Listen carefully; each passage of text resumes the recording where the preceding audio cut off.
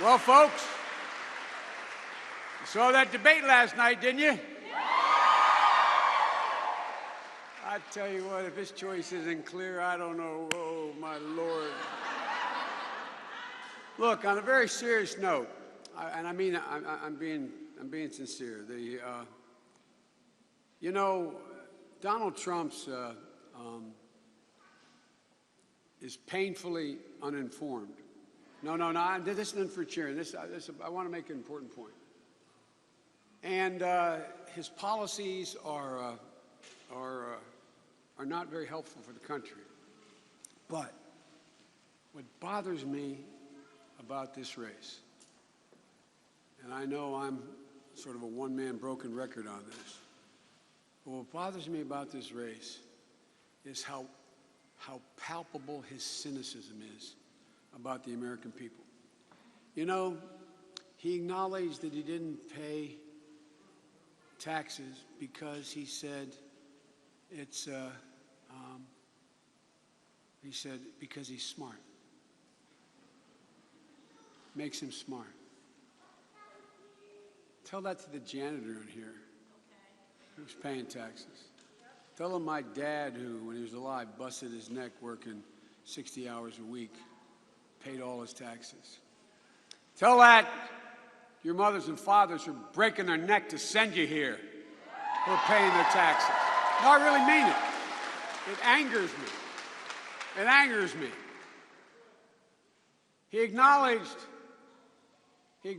that when the housing crisis collapsed, when the housing market collapsed, and maybe a lot of your parents, but they didn't lose their home, they lost the equity in their home. You know what that equity was for? That equity was for their retirement.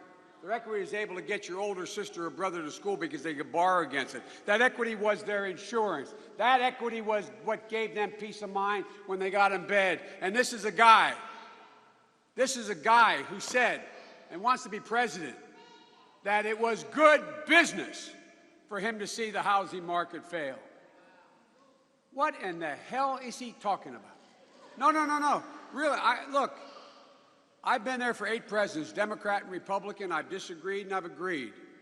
But every president I have served with, including the Republicans, has had a moral center about what it was to be an American, about what we're supposed to do, about what basic fundamental rights are.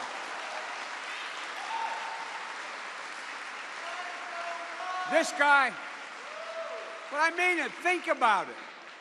Can you imagine Ronald Reagan, the most conservative president we've had in a long time, can you imagine him saying, it's good business to take advantage of people's misery, rooting for that misery? I really mean this. I am not joking. I'm not kidding. What does it say about this man?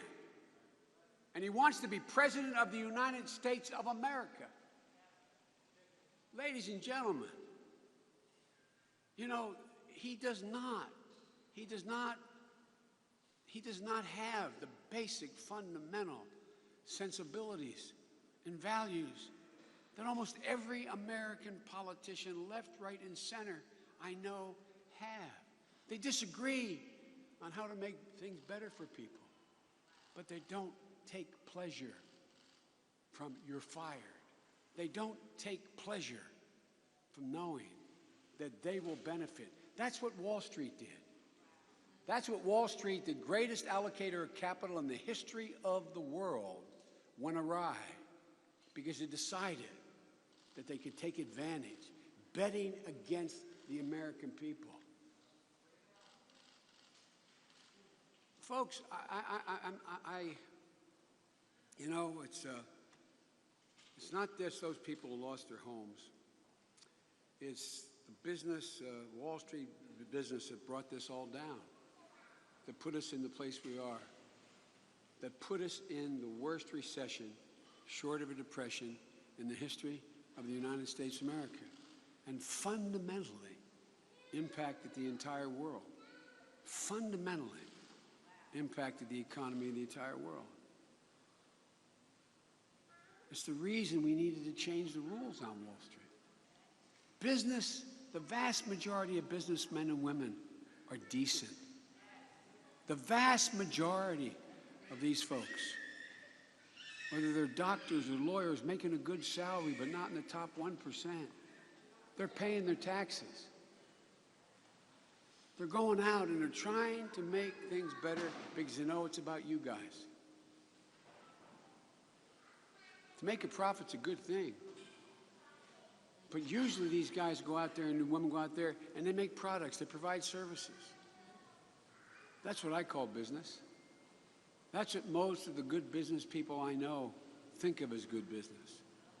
But when you're sitting on top of Trump Tower in a semi-golden palace, not a joke, what do you care about the people that I grew up with in Claymont on the Pennsylvania border, or in South Philly, or in the West Side?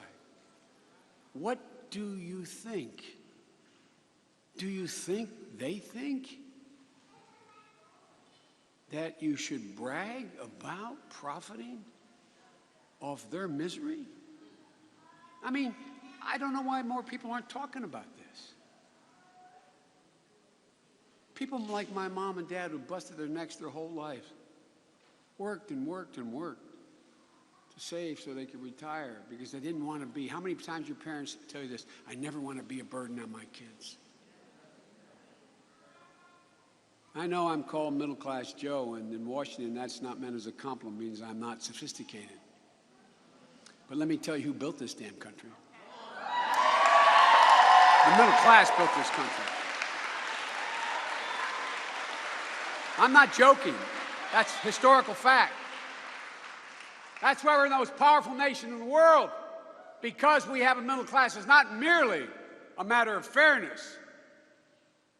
It's the reason why we have social stability, political stability, because there's always that notion that used to exist. If I work like hell, if I contribute to the profitability of the outfit I work with, I get to share in the benefits. That was a basic bargain Democrats and Republicans adhered to, but not this guy Trump. If you have the lawyers he has, if you're able to game the system like he does, he brags about gaming the system and bankruptcy, leaving hard-working people holding the bag. How many people has he stiffed? He didn't say, I didn't stiff anybody. He said, maybe they didn't do what I wanted. 5 times bankruptcy. Your mom and dad declare bankruptcy. Try to get a loan in the next 5, 10, 15 years. Try to get the money to get you to help you get to college. That's the rigged system. He is part of the rigged system.